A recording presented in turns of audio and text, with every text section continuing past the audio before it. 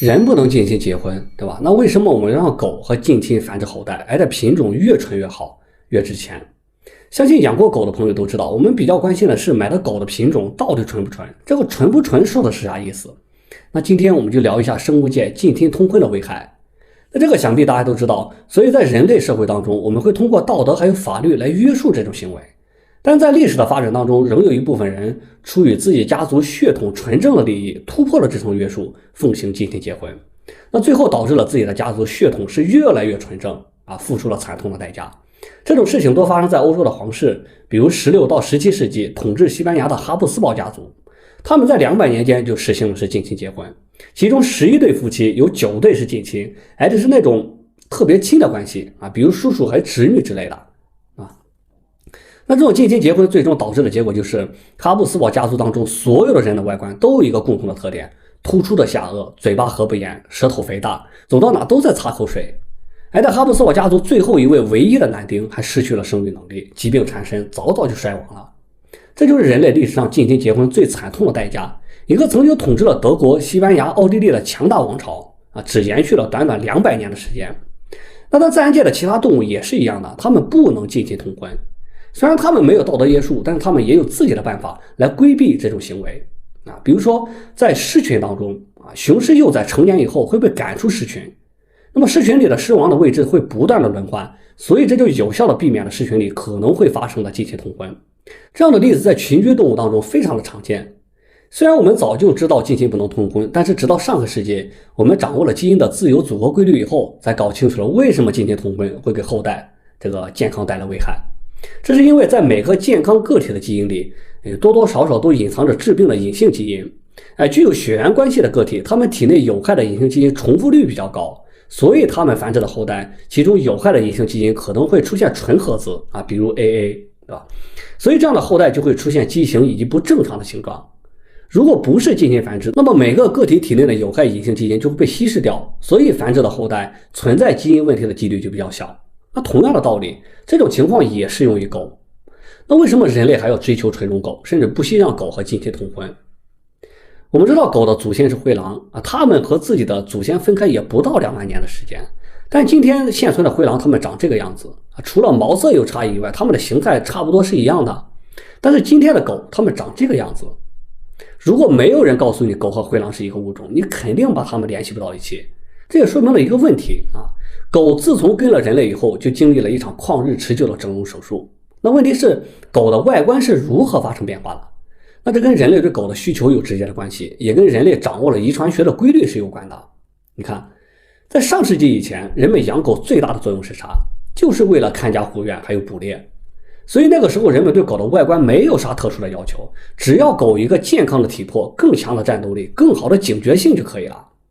但是自从工业时代以来，人们的物质生活空前的丰富，一些贵妇们就开始追求精神生活了，所以狗的作用就不再是单纯的为人类服务，而是变成了上层社会贵妇们的玩物。当然这些贵妇们不再追求狗的战斗力，也不管它们身体是不是健康，而是开始注重它们的外观是否漂亮，是否能让人过目不忘，是否可爱，是否温顺等等这些特殊的属性。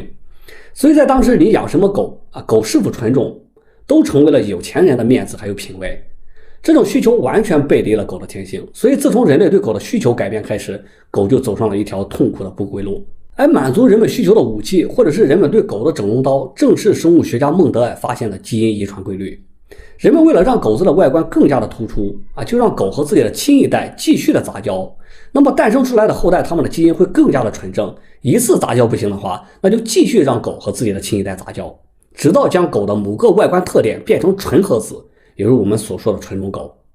好，我举个例子如果现在有一只母狗，它的耳朵的形状比较好看，人们都喜欢这个耳朵的款式，那么就会让这个母狗和有着同样特征的公狗繁育后代。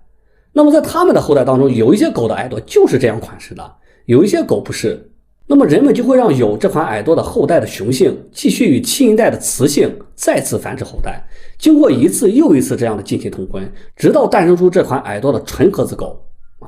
那这个纯合子狗以后不管和哪种狗这个繁殖后代，它们后代的耳朵都会是这个款式。那么最后这种纯合子狗也就沦为了种犬，专门被带到各个地方去育种，成为了赚钱的工具。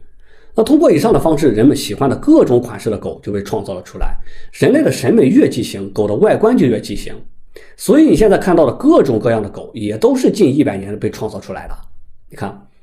以前的腊肠它还没有那么长，现在被拉得越来越长了，腿越来越短了。这种狗它只能供人类欣赏，它已经失去了祖先的英姿。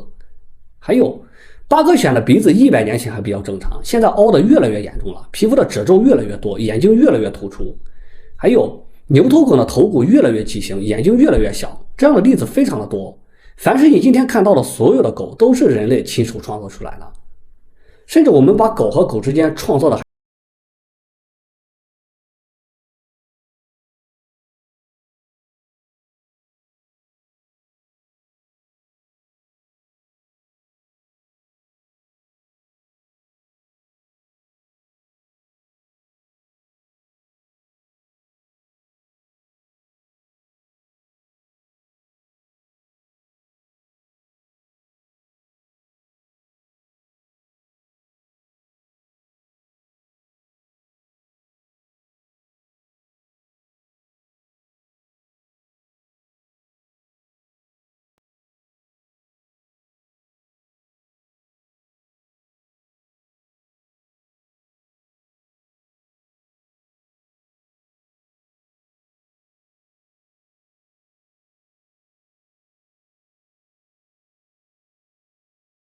注意事项，这都说明了现在的狗普遍体质很弱。那以前的土狗根本就没有这些规矩啊，弄个绳往我一拴，生菜生饭一刀就行了，对吧？那比如说英国皇家小猎犬容易出现癫痫、慢性腹泻这些情况，拉布拉多容易出现皮肤过敏、关节疼痛这些情况，查理王猎犬容易出现脊髓空洞症，犬式犬容易出现呼吸系统问题、炎症性肠炎、扩张性心肌病还有癫痫。腊肠犬的长背还有短腿会增加背部还有关节问题的风险。好，那最后总结一下啊，人类真的很牛。好，那今天的内容就到这里，我是理论科学，点个关注，我们一起学习有趣的科学知识，拜拜。